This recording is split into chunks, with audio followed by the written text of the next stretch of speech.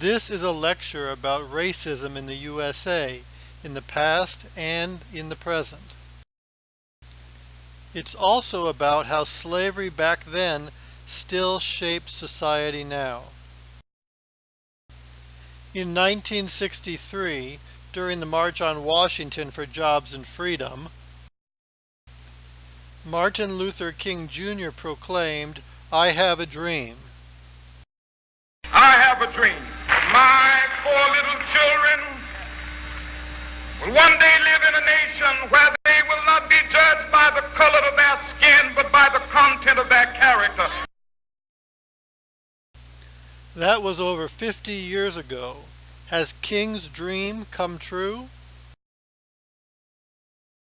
Or are people in the United States still judged by their skin color? Do you ever judge people based on their skin color? What do you think is happening in this photo?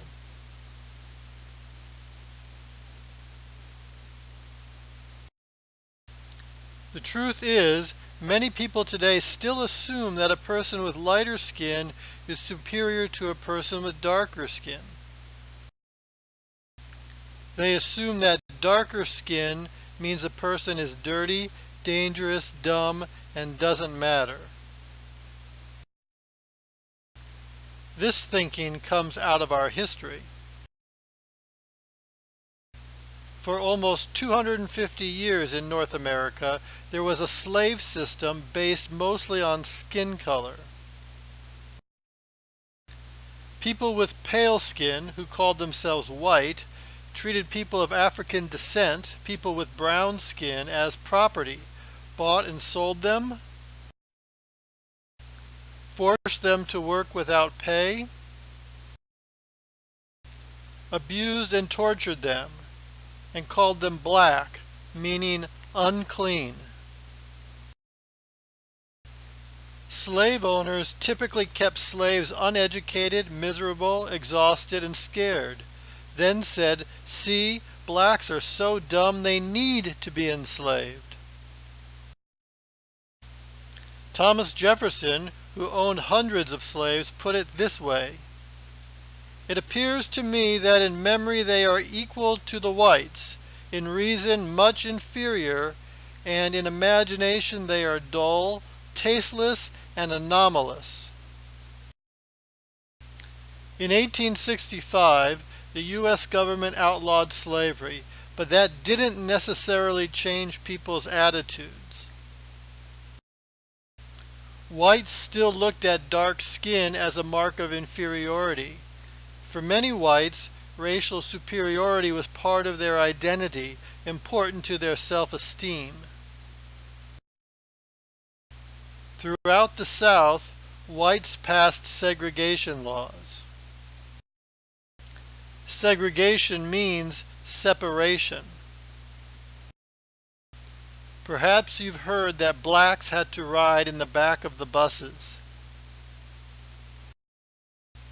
In some cities, blacks could only sit in the front of the bus.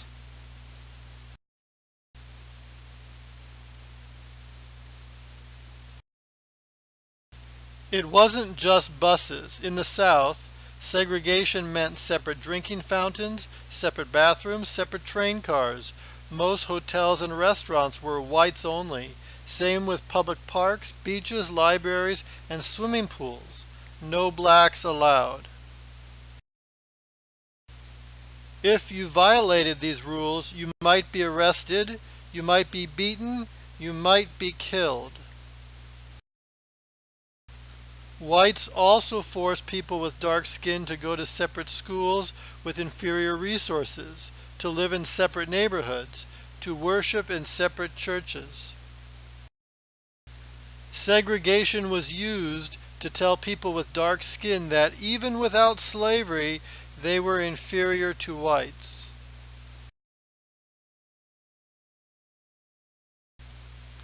Imagine if almost every moment of the day, one way or another, you were told that you are inferior. Imagine what that might do to your personality.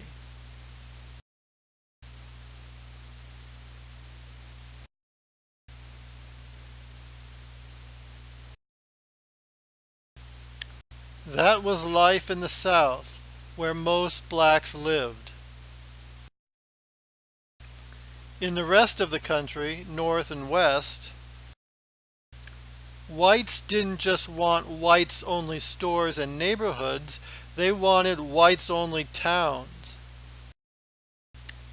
When blacks moved into cities,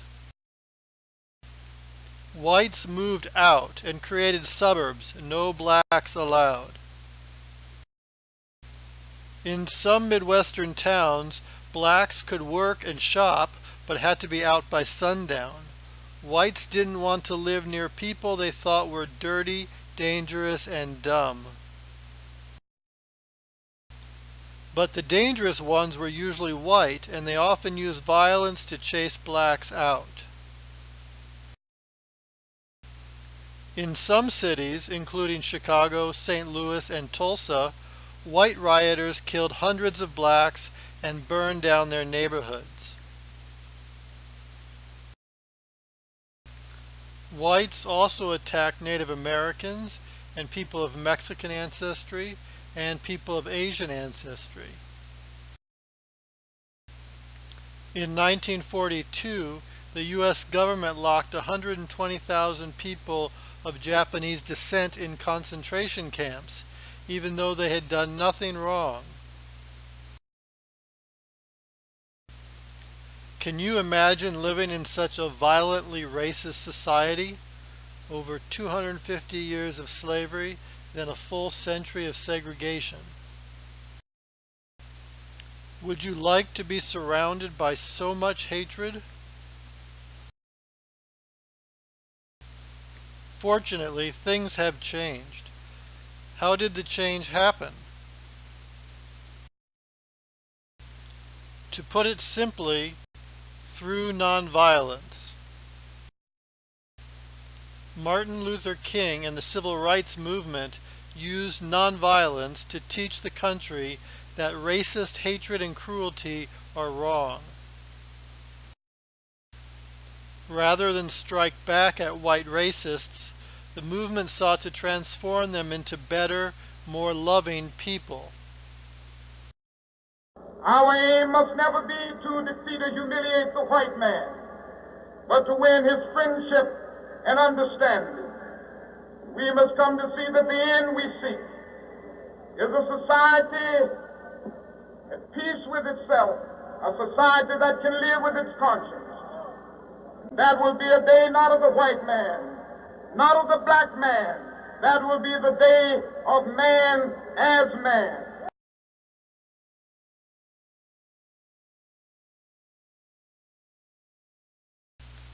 People in the movement openly violated segregation laws, knowing they would suffer violence, because they wanted to show the country the evils of racism.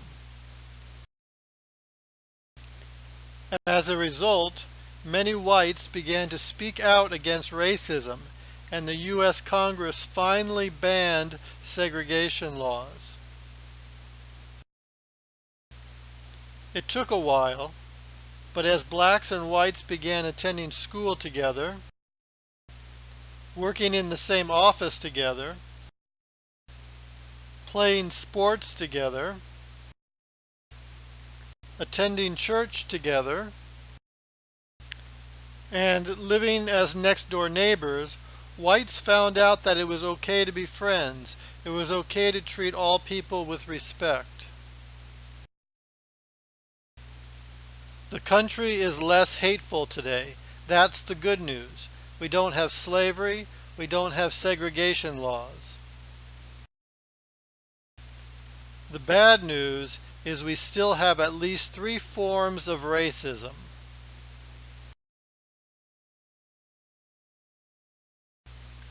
One is outright bigotry,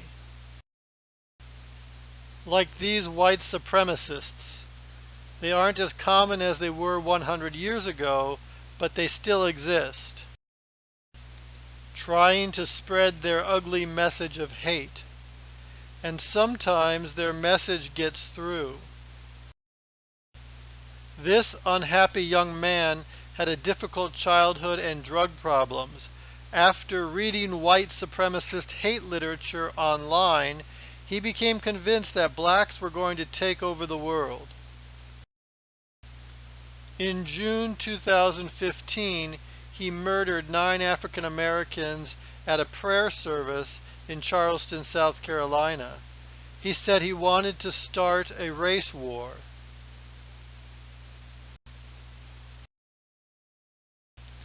In August 2017, white supremacists organized a night rally in Charlottesville, North Carolina.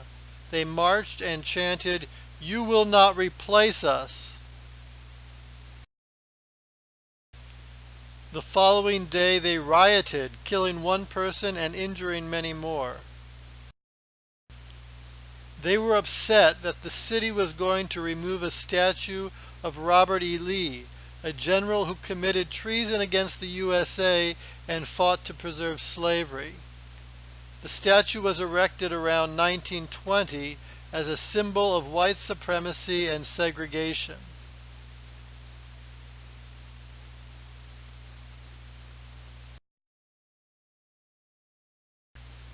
White supremacists see society as divided between dominators and the dominated.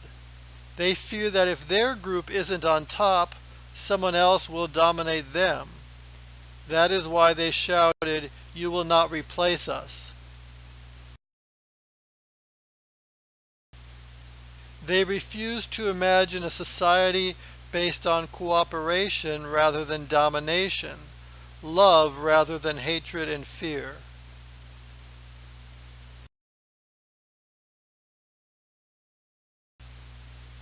The second form of racism is structural racism. That's racism that's built into the political, social, and economic system.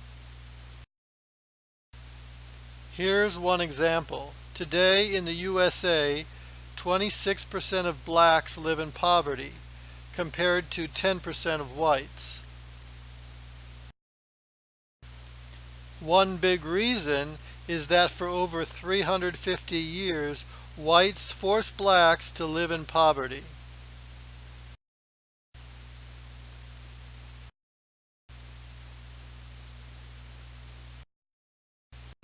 As a result, very few blacks had a bank account or insurance policy or house in the suburbs or a farm or family business to pass on to their children. By comparison, many whites had a huge financial head start. Here is another example of structural racism. In large U.S. cities, inner-city residents are usually poor and dark-skinned, while the suburbs are wealthier and whiter. That's left over from our racist past, when whites kept blacks out of the suburbs. Because once you are born into poverty in a large city, it's not easy to climb out. In other words, the laws have changed, but the poverty and segregation still exist as holdovers, as a legacy of the previous 350 years. That's structural racism.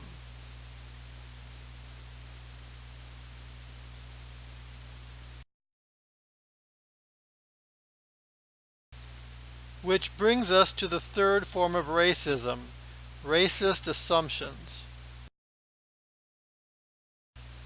Where did this boy get the idea that dark skin means inferior? Probably from his parents, who got it from their parents. And if that boy became a father, he probably passed it on to his children in the things he said and the way he treated people. Except maybe his children had teachers or friends who explained that racist language is impolite. and maybe their children learn that hating is wrong.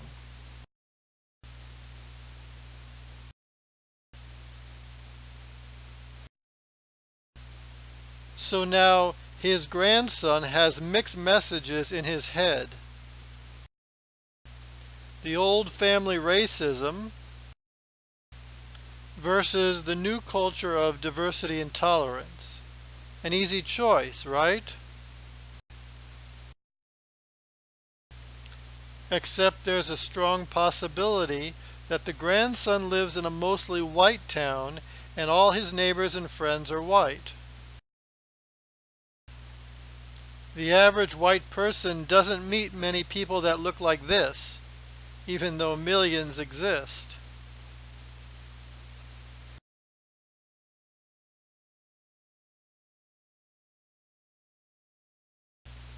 But the average person sees lots of images of poor blacks acting violently.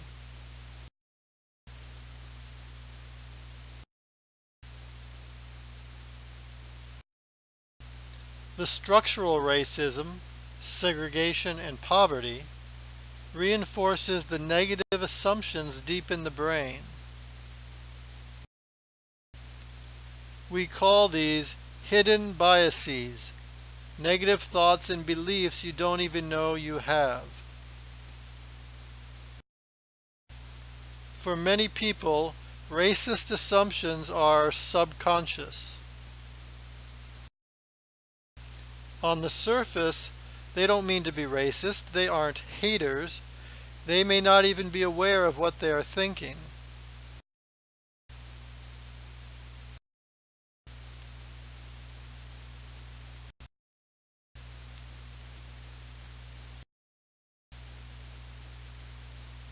But the assumptions about dark skin are still there, buried deep in their minds.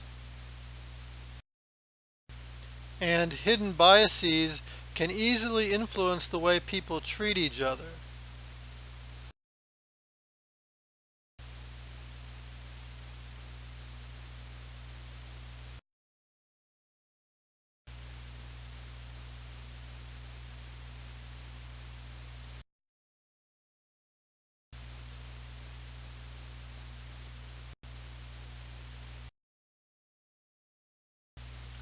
By the way, remember this picture? These young men are participating in a special police academy for youth.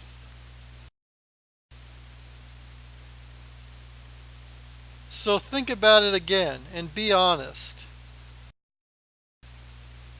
Do you ever judge people based on their skin color?